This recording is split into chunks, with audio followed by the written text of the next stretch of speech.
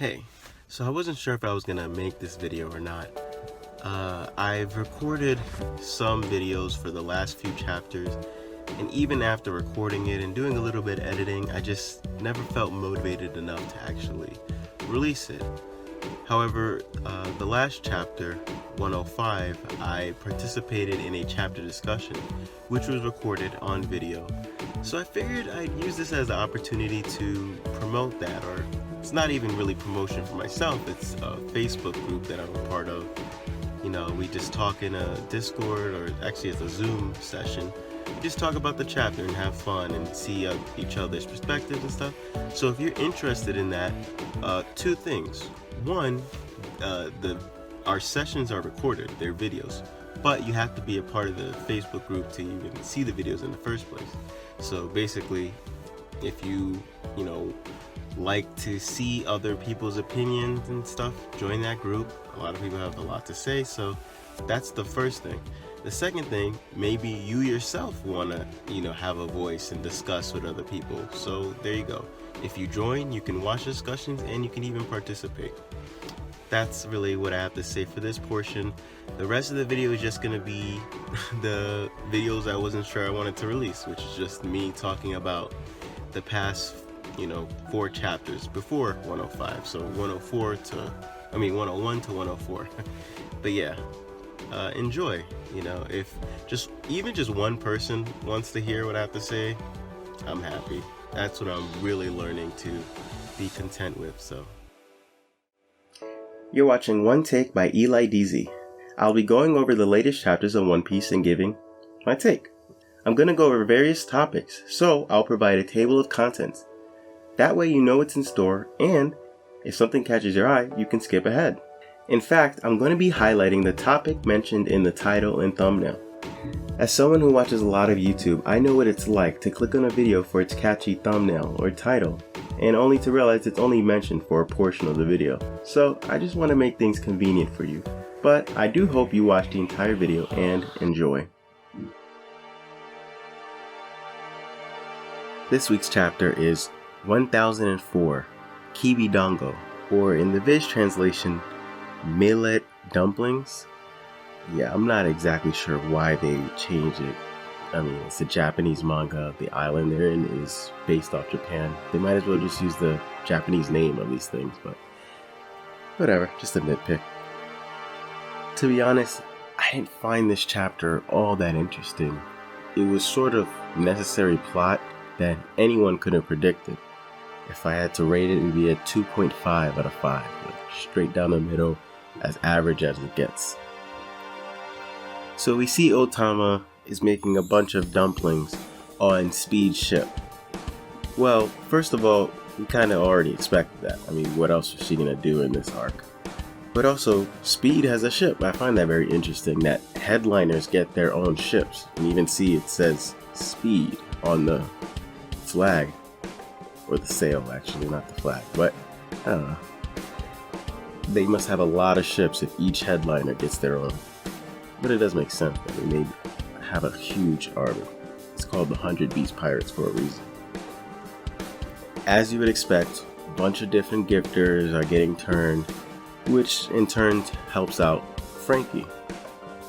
That's what I call obligatory plot. It's just stuff we know is gonna happen and should happen, and it happens. We see good old Shanji not hitting women, right? True gentleman, but messes him up because, well, he can't fight a woman, so he's always gonna lose to a woman. But I am glad to hear that Black Maria wants Nico Robin. That means we're finally gonna get a Nico Robin fight. I mean, if you look at this time skip, we pretty much never got a Nico Robin fight. Yeah, she attacked someone here and there, but we've never gotten a dedicated battle. And really, we've never got a good Nico Robin battle, period. One of the most battle-focused arc was Water 7 and Enies Lobby, and we see Nico Robin pretty much captured for majority of those arcs, so we never got to see her get a real good, decent battle. And this is a battle shonen, so we should get that at some point. And it seems we're finally gonna see that, hopefully. I mean, Black Maria says she just wants to capture Robin, so maybe Robin doesn't put up a fight, But Sanji says to not underestimate her, which is true. She has one of the most powerful devil fruits in the show, despite the fact that we never get to see her battle all that often. As expected, the eye masked characters, which I assume involves the Third Eye tribe, has this way of special connection that could give people different sight and even hearing, which to me screams observation haki. And that goes along with my chakra theory. If you haven't checked it out, I highly advise it. And that's about it when it comes to this interesting thing. Yeah, it ends on that cliffhanger. We see a silhouette. Who could that be? That's a nice little thing, but it's not anything spectacular. We see silhouettes and cliffhangers like this all the time. I wouldn't say that necessarily makes a good chapter. It's sort of just a gimmick at this point.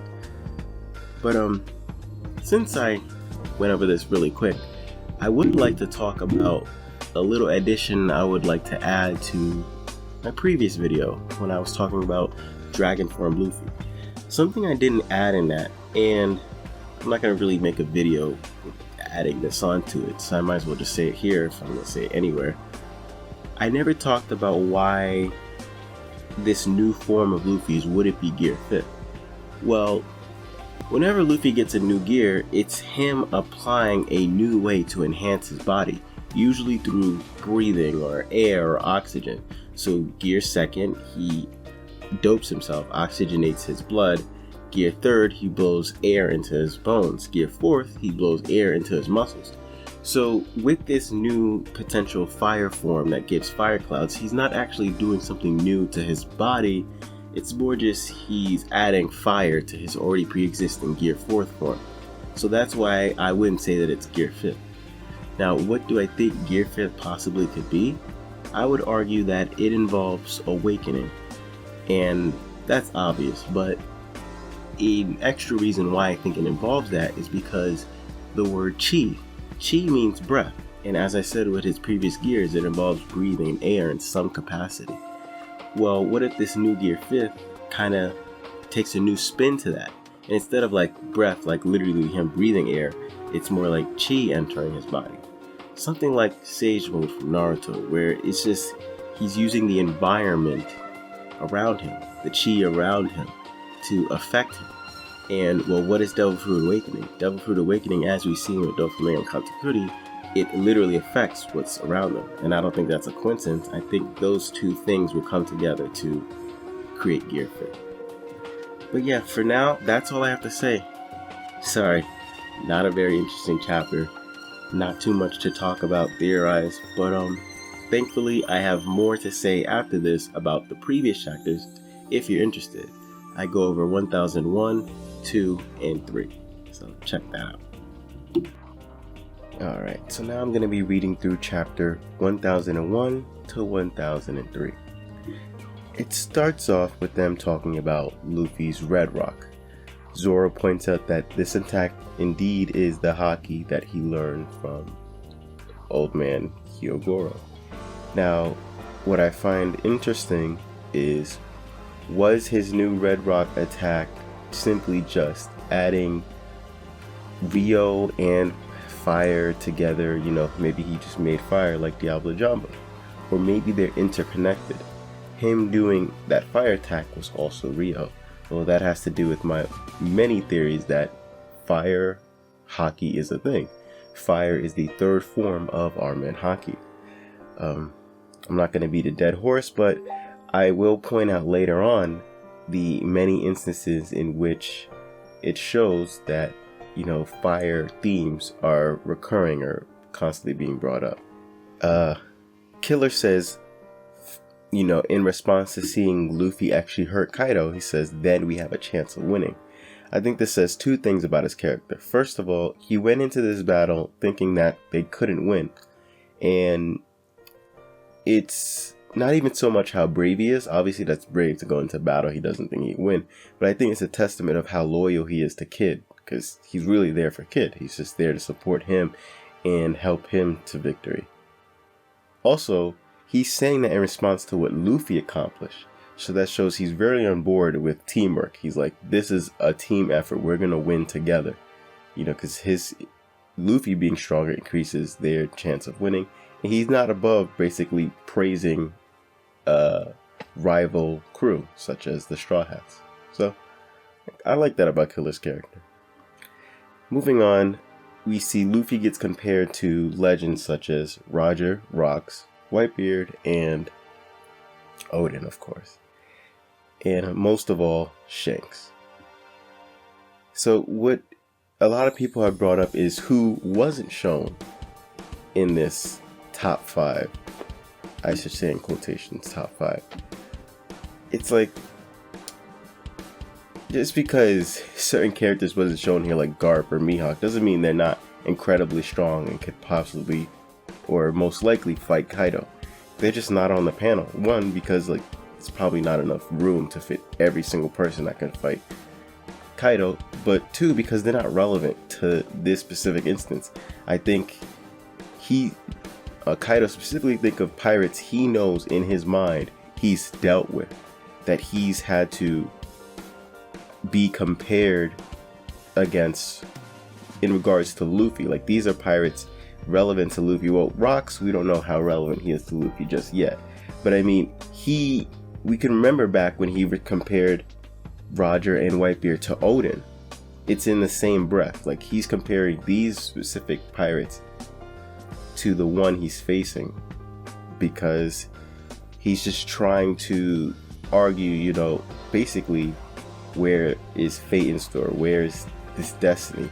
These are pirates that are very interested in the One Piece. Mihawk or someone like Akainu, they're not along that same path, so he's not going to really think of them in terms of Luffy. But anyway, both Kaido and Big Mom target Luffy because I can imagine he's been the most annoying pirate to them of any pirate. And we see Zoro protect his captain, awesome, using Foxfire style. Again, bringing up fire. We're seeing fire as an upgrade for our heroes. I think that's very relevant because that is the progression of hockey.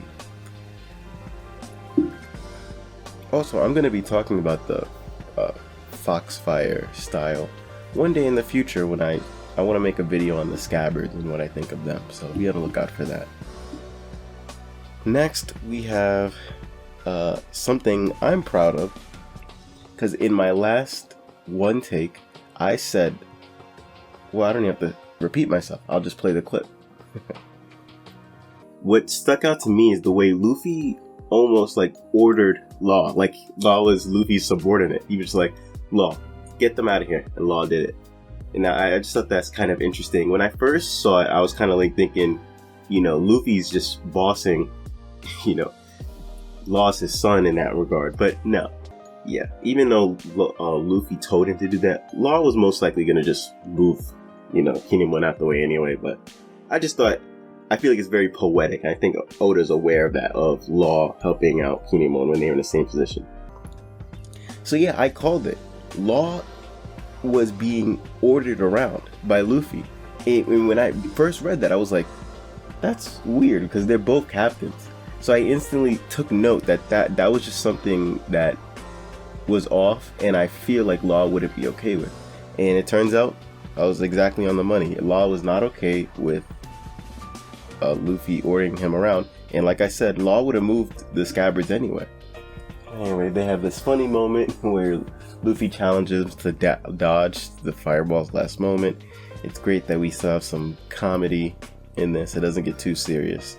Oda has said that always been a point of his story, that things never get too serious. In fact, he said he gave Luffy rubber powers because they're not only like cool, but there's like a comedic value to making Luffy a rubber man. So I like that quality and essence of One Piece is here even after 1,000 chapters. Also, I'm reading the chapter on my phone. It probably doesn't show that well, but this is the Shonen Jump app. It's so convenient to just pull up the app, pull up the chapters. I mean, it literally has all 1,000 plus chapters on here. If you pay the like $2-3 a month or something, you get all the chapters of One Piece and more. So I highly recommend it if you want to keep up and you want to have the archive of all the chapters, get the Shonen Jump app.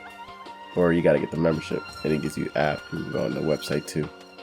But anyway, Zoro and Killer are getting serious. They try to cut Kaido, and it doesn't seem to do much. But we later find out they just didn't get a real good hit on him, because they have more to unleash, which is great. It'd have been so disappointed if they were just dead weight. But they're part of the worst generation for a reason. They may not be captains, but they're there for a reason. So then Luffy, Law, and Kid start going, I wouldn't say all out, but they pick it up a notch, and they really start trying to get some good hits on him. And there's really not too much for me to say, just that it's really action-packed, and I'm loving this and the subsequent chapters. They're just, I love the action, I love the pacing of everything that's going on, and it's really giving us a feel of this is a battle between great pirates. This is what we fantasize about when we think back to Roger versus Garp, or Whitebeard, or Akainu versus Aokiji. Like, this is the amazing stuff that we would hear about, and now we're finally seeing it. But just because I brush over this stuff doesn't mean that I'm not interested in it. I'm very interested in it. But there's not too much commentary for me to add. And also the last one I did of this was pretty long, and I don't want it to be that long again. So I'm moving on to chapter 1002. It starts out with Demolition Gust, and what I love about Kaido's attacks is usually they seem to all revolve around his breath or his roars in his dragon form, and he just has various elements. He has wind with his Demolition Gust, he has Boro breath, that's fire, he has this attack where he roars lightning. So it's just showing that he's like the Avatar when he's in dragon form, and that's actually makes a huge similarity between him and Big Mom, because Big Mom has so many elements, and I think that's not even a trend between just them two, but I think that's kind of what you should expect of top tiers in One Piece, is them having various elements. And if you follow my hockey theory, I say that they're based off chakra, and chakra has various elements. So I think that there's a bit more to it than just even being a devil fruit user with various elements. Because if you look at like Zoro in this battle, I mean, just to get a little ahead of myself, he does a fire-based attack, he also does a wind-based attack, and he doesn't even have any devil fruit at all. But yeah, anyway. They all deal with the Demolition Gust in their own way, and then they just start whooping on him. Who I find most interesting of all in all the various attacks in Kaido is actually Killer. Here's my little mini theory on the way Killer's attack works. Obviously, it's sonic vibrations, right?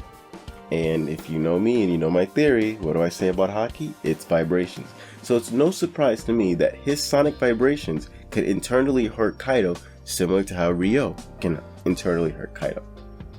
Why? Because I believe that Haki is a sound. Haki is vibrations. I have this bad habit of looking at myself instead of the camera. But I'm still getting used to this. I'm a bit new to this.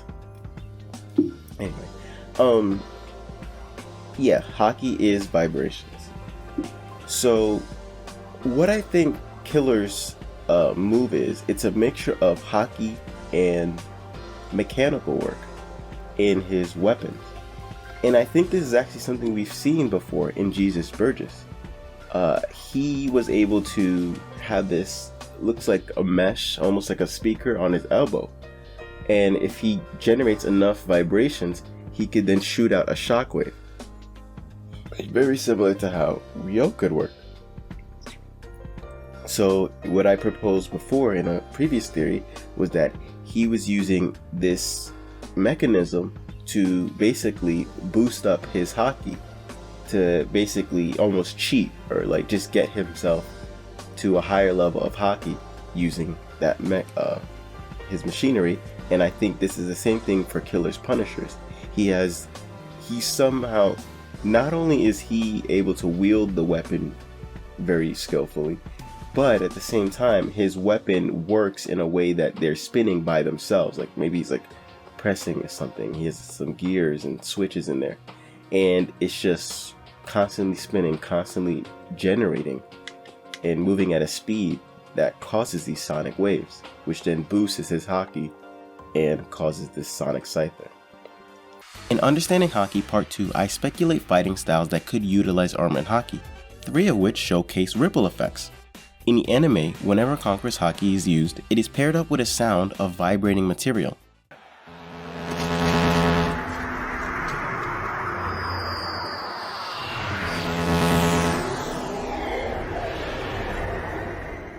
In fact, they use this very same sound effect when Burgess uses a move that involves him vibrating.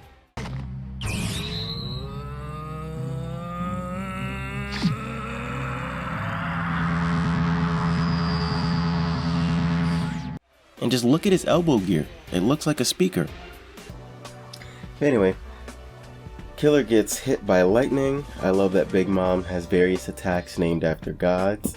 Luffy saves Killer, but then Luffy himself kinda needs some saving. So then Zoro comes through and then once again uses the Foxfire style to cut the Boro Breath. And he then uses one sword style, Dragon Fang Blaze. And what's so interesting about that, first of all, again, like I said, a bunch of fire attacks coming up in this, and I think it's relevant for my theory. But I actually mentioned this. If you go back to my theory for like a brief moment, because it's a long video, but in a brief moment in that video, I did call out this exact move. I said that, you know, Luffy, oh wait, I don't gotta repeat myself. I could just show the clip. So yeah, when I see that, I just think to myself, more credibility to what I'm saying. But yeah, he uses that move, Dragon Fire Blaze, and we know this is a fire move because it set Ryuma's corpse on fire, and there was nothing else that could have set his corpse on fire, so it has to be this, and it's called Dragon Fire Blaze. I mean, come on. Then we see that Luffy takes a hit from Big Mom. Obviously, he's immune to lightning. But then he takes a hit from Kaido's Boro Breath. And he just... I wouldn't necessarily say he tanks it, because he does seem like he took some damage, but he's like, I have too much guts to really worry about that, you know? He's just like, whatever, I took that hit. I'm gonna still keep it going. And the thing about Luffy is, sometimes he takes so much damage that it kind of seems BS. But the thing is, if he's shown consistently that he can take a lot of damage, it just becomes part of his character. Like, he can just take a lot of damage. Like, when I look back to the Katakuri fight, it was like, come on, how can he take that much damage? But the thing is, he's been dealing with that for a long time. If you go back in his fight between Don Krieg, he literally had to fight that battle with... He had to fight against Don Krieg with guaranteed damage. Like, there was no way around it. Just to hurt Don Krieg, he had to really damage himself to get through Don Krieg's defenses. So he's been shown time and time again he can take attacks. So it's no surprise to me that he could get hit by a Boro Breath, you know, attack that's strong enough to damage the top off of mountains and be okay. You know, be okay in the sense that he could just keep on fighting, even though he took some damage. I did actually say, in my Dragon Luffy theory, that's not what it's called. It's called How the Luffy Might Get Dragon Powers, and something like that. And it's about how he'll get flame clouds. And in it, I said, well, what if Luffy had to deal with Boro Breath, and he had no way? He was in a position where he couldn't just dodge it. And clearly he can take the hit. But it's also a question of how many times can he get hit by Boro Breath, right? But I imagine the most likely scenario, if he had to deal with Boro Breath, but he couldn't dodge it, and really he couldn't even tank it, is if someone was behind him, let's say like Momo, or someone that couldn't handle getting hit by Boro Breath, how would he deal with Boro Breath? And in that theory, I said that he would use a move that would be able to clash with Blow Breath, kind of like it was DBZ. But yeah, go check out that theory if you haven't already. It's amazing. But anyway, it ends with Luffy using Gear 4th Gatling Gun, Kong Gatling Gun. That's very interesting. We've never seen him use that before, if I recall correctly. He did use a move called Kong Organ, and I always thought that was Gear 4 version of Gatling Gun, but I guess I stand mistaken. And it kind of makes Organ seem like obsolete. Like, why does he even use that move? It's kind of a silly move. He might as well just use, what is it called? Gatling Gun. But it's a really cool looking move and it's creative, so the more the merrier, I guess. Anyway, Luffy gets quite a few panels and pages of him beating up Kaido with that. It kind of reminds me of JoJo's Bizarre Adventure. Sometimes when somebody's getting beat down, it'll go on for pages. But yeah, I think it's just Oda showing Luffy really went all out with that attack. And that's why right afterwards, he ran out of Haki. Because he just really just wanted to wail on Kaido. I know, I'm not sure what he was thinking. Like, did he think he could take Kaido out with that attack? Maybe. I mean, he just really went all out on him. You can see Big Mom, she's all surprised. But the funny thing about Big Mom is she'll be surprised, but then at the same time, she'll be like, wow, this is fun, we're just playing around. So it's like, which is it? But yeah, she's basically Luffy's best hype man. Like, she should probably join the Straw Hat crew. Not even as a fighter, just a cheerleader. Just to cheer Luffy on, because she's really good at that. Just hype him up, make him seem like he's so strong, which obviously he's very strong. But even though he went all out for that attack, Kaido just gets up anyway, so. And also, Luffy's the one on the ground. It's like Luffy really took more damage out of that than Kaido. Anyway, Zoro saves Luffy once again. And Big Mom uses Happy Mother's Blaze. Again, this sword attack uses the word blaze, just like the Flying Dragon Blaze, because they're both fire-based sword attacks.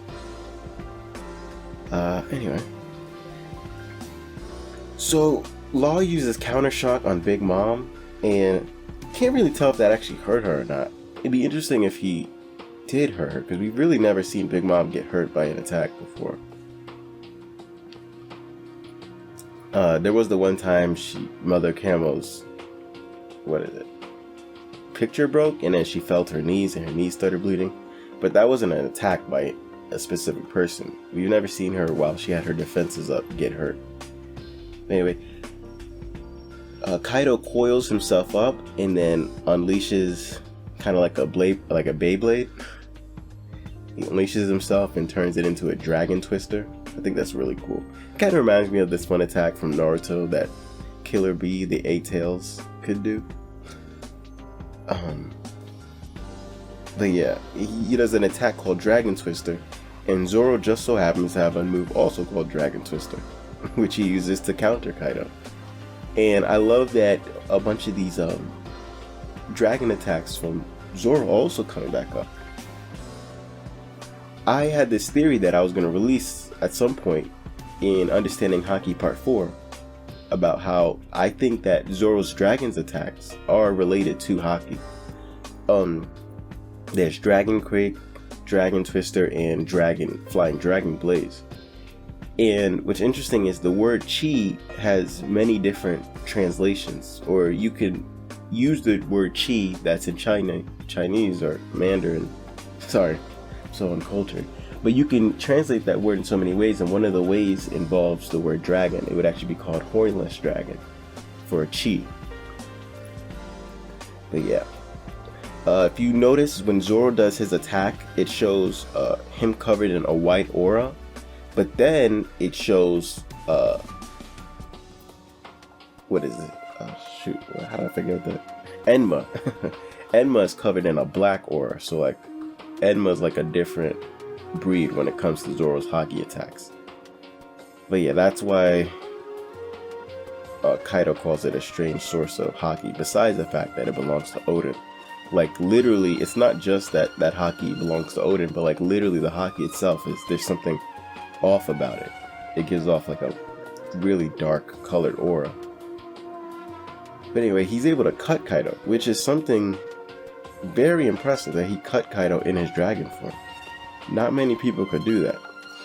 And what I would say about that is, if Zoro can cut Kaido in his dragon form, right, that should make you think, well, what could someone like Mihawk do? We've seen what Oden can do, right? He did a pretty deep cut on Kaido.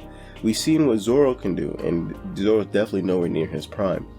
So you could only imagine how someone like Mihawk would fare against Kaido. I mean, I would argue he has a good chance of actually being able to defeat Kaido. But whatever. Then he releases Dragon Twister Demolition Breath, but really just combines two of his wind-based attacks into one.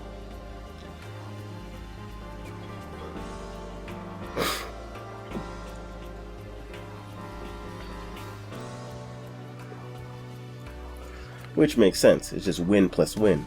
I do wonder, although actually you can see when he does the Dragon Twister Demolition Breath, he's like roaring and lightning's coming out of his mouth. So I wonder what that's all about. But I am curious, like, if he could combine maybe his fire with Demolition Breath, or like, you know, fire and wind, or fire and light. Like, I wonder if he can mix his elements together, because that would be like pretty insane. But yeah, finally we get to see downstairs. Not to say that I'm not enjoying this battle, but we haven't seen anything from downstairs for a while. So we see here they're still dealing with having to fight the ninjas and the onis down there. You know, things haven't been cured. Chopper didn't come up with an antidote that he could pass around and cure everybody yet. We see Orochi's head, but not his body. Obviously, we're still to assume he's dead, but story-wise, it makes no sense for him to be dead. That's not enough resolution. But it's my favorite part. In terms of my theories, we see CP0. And if you've been following me, you know I have this theory about how I believe that Kumodori is connected to the Kurozumis, or in Wano in general. So, just to give a quick rundown of how this theory works, and you really have to see it in all its glory to see how this makes sense. But basically, I argue that the elder Kurozumis that gave Orochi his devil fruit were actually members and working for the Cypher Pulp. And they could be Kurozumis that just so happen to work for Cypher Pulp, or I also suggest that Kurozumi might not even be their real last name. They might be part of some Kumadori clan that exists.